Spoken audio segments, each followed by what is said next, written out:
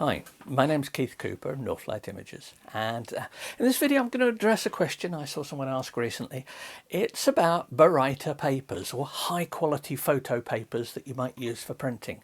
And in particular, as well as having a look at just what's meant by baryta, there's the matter of why that baryta papers, and I'm using the style as a generic one here, ones that are defined, mentioned that the word is used in their marketing.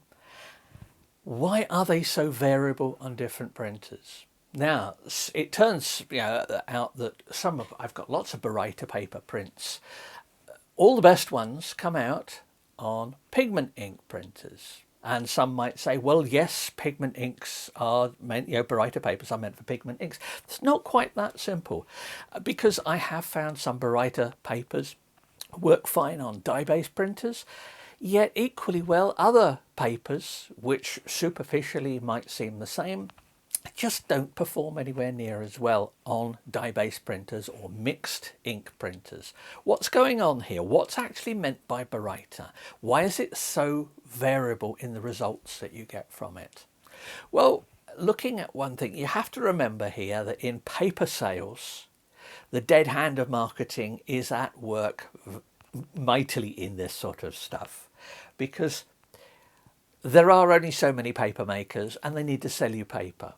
And so what does it mean, baryta? Well, at its simplest, technically, it's a paper which uses barium sulfate, a white chemical, to produce the whiteness of paper. So you have typically in a paper, photo papers are lots of different layers. So you may well have a base, then something that makes it look brighter, then you've got various coatings which allow the inks to sit, and also there's the surface finish. So there's a whole lot of features that go into paper. Papers are not simple papers. It's why if you try and print on cardstock on most printers, it comes out pretty useless, and the reason for that is because they're not coated for that type of ink. Now, we'll assume that these baryta papers are all meant for inkjet use. That means they've got certain types of coatings and finish on them, but they contain barium sulfate. So what does baryta mean in this case? Well, what the paper sellers would like it to mean to you is an association with paper, photographic papers of your high quality papers that had baryta somewhere in their makeup. So remember, photographic papers have multiple layers in them as well as inkjet papers. The only problem here is that very few people could recognize a baryta photo paper if they fell across it, and most people, the term has no meaning. Well, if it has no meaning for most people, that means it's fair game for marketing, and that's where we're coming from here with a lot of these. Now, in general, they tend to be higher quality, thicker papers. It's thickness is equated with quality. Doesn't necessarily mean it so, but people tend to think thicker papers, oh, that's a better looking paper. All it means is just a different base underneath it. It doesn't necessarily, it's the coating that counts. Now, the coatings, there's very little information on this. These are proprietary secrets. They are trade secrets about making papers, and so you won't get a lot of information about the papers as to what there is. But as I say, marketing would like you to believe that a baryta paper is a quality paper, and all the marketing collateral that goes with that, whether it be photographic prints, all kinds of stuff, even the pictures on the box, have all been fine-tuned to give you that feeling of quality. And that's the key to it. But as I said, barium sulfate is only part of it, because there's the ink receptors on the top. Now, they vary between different coaters. You've also got other whiteners in it. It doesn't have to be just baryta. Maybe some titanium dioxide. There may be other ones. There may even be optical brighteners, OBAs. But of course, if you want to aim at the fine art market, and I've railed against the term fine art many a time as utterly meaningless, or more to the point, when you're selling stuff means whatever you want it to mean. So you've got the OBAs, and you sell it. You don't put optical brighteners in. Now, optical brighteners, they take in UV, they re-emit the light at a different wavelength. They give a blue or white to papers. You don't put that in, and you market it as OBA free. Now, that doesn't mean there aren't other whiteners present as the, you know, as well as the baryta itself. So just because you don't have OBAs doesn't mean there are no brightening agents in it. It doesn't also mean that the paper is archival, whatever that means. Now, if you're in museum, if you work in museums and sort of stuff like that, archival has very well-defined properties and things that needs to be taken into account. However, if you're in marketing, archival has a somewhat looser thing. Now, that ties in with pigment inks, because pigment inks are supposed to last longer, and they probably do, and there is a perceived element of quality there. So you're going for that quality end of the market. And somebody told me once, the only people who ever pick up papers and actually feel them for thickness and how they look at like that are photographers. The people who buy your prints really don't care one jot as to what paper it's printed on. Now, some might, but in general, people don't really care. It's photographers that care about.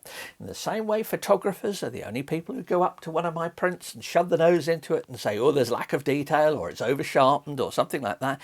Yeah, that's fair enough. They're never going to buy a print. It isn't marketed at them. And if I'm selling prints, I'm marketing them. I need to know my audience. But I've got lots of stuff about the print side of things and so stuff like that. So if you're curious about that aspect of marketing, I say do have a look. There's an entire business of photography playlist I've done, loads of sort of short videos on different aspects of it. But anyway, back to the papers. We've also got the paper base underneath. Now, these particular papers here, this is a very glossy paper. This is a metallic paper, and it's on a sort of RC or sort of plasticky type paper underneath. You can't print on the backs of these because the ink won't stick on them. There's no receptor on it, but it's got a phenomenally shiny surface, and this one is dye-based prints printed on a metallic paper. It looks absolutely superb. Now, that's all right. That's a great looking picture, but it's not so. It's quite thin. It's not sold by weight. It's not aimed at that market. Let's have a look at different. This is a typical photo paper. Now, once again, it's got a slightly plasticky feel on the back of it.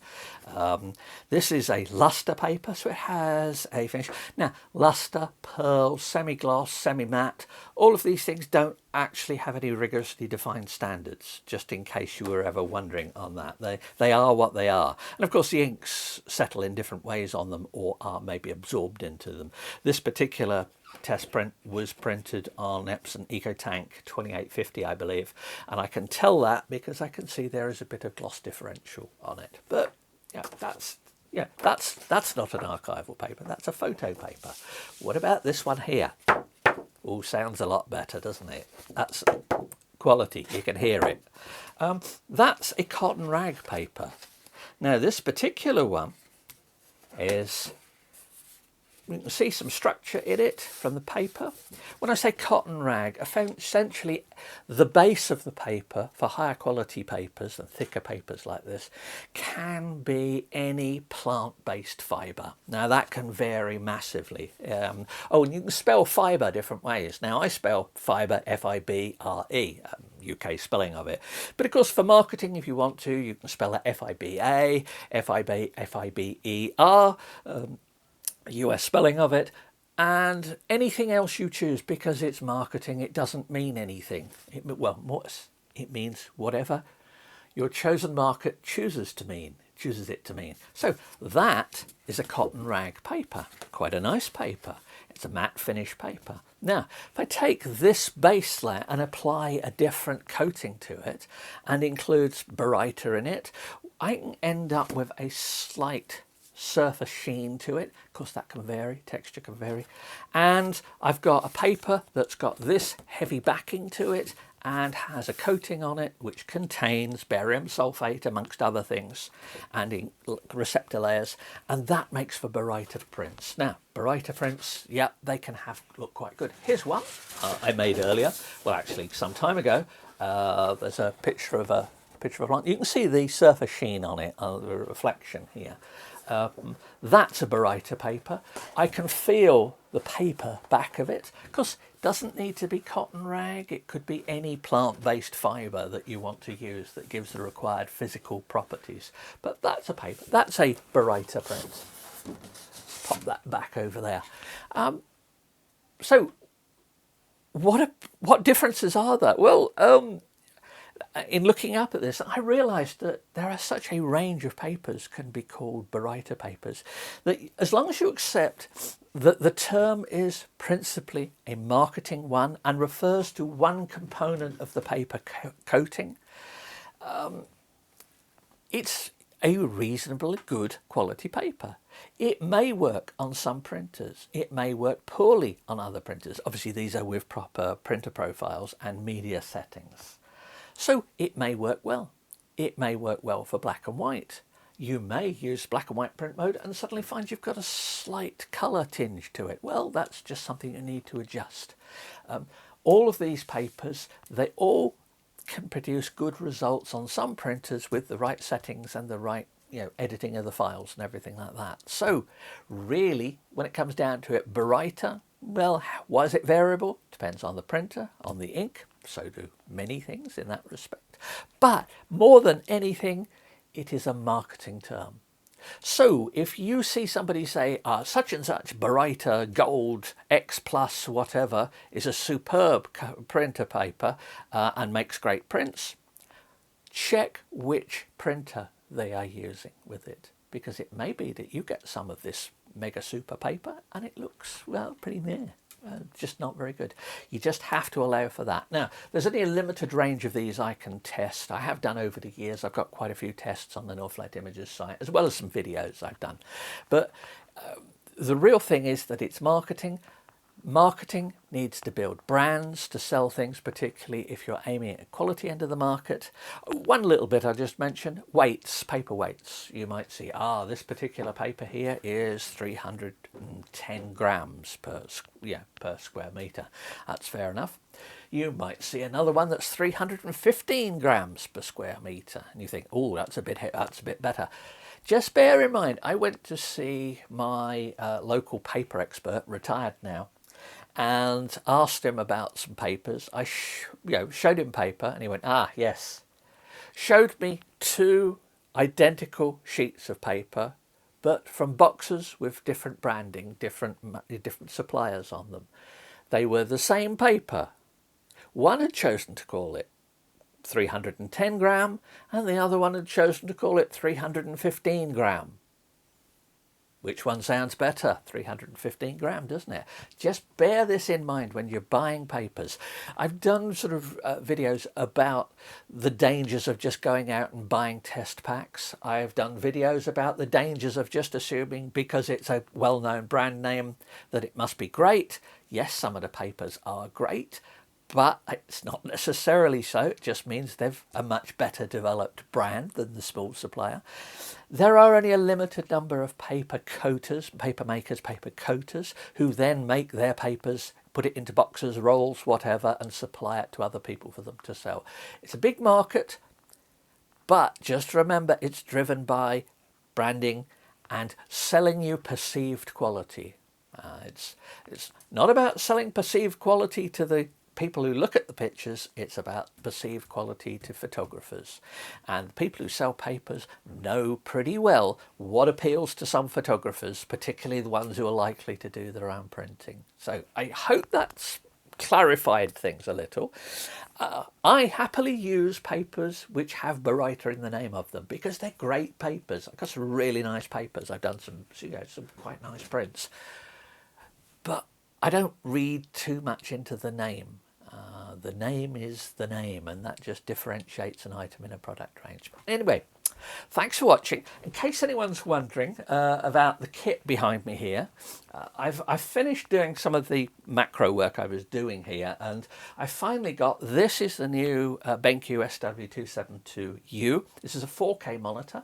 This is my old 2700. This is a lower resolution monitor. I'm going to be looking at them, but the real key is that I have finally got myself a Mac Studio here to replace certainly the old iMac that was just for testing, to replace things. I've just installed Photoshop on this. It runs a treat, and I'm going to be doing testing of quite a few bits of new software. So I've got the latest and very latest DxO Photo Lab, which will finally, I've got a machine that will run it, and there's loads of other software that so DxO Pure Raw, various other things that I can now run that I couldn't run on some of my older kit. Now the older kit, I'm going to keep going. I will be doing a video about the process of moving from an old Mac to a new Mac, how that affects things, and I'll also be doing, say, a good look at this monitor here, which is a very nice monitor. I've set both of them, because they're hardware calibrated monitors, they're both set to a colour temperature of about 4000K. Far too low for proper editing work, but with the lighting I've got round here, hopefully the colours look quite reasonable. But anyway, that's to come.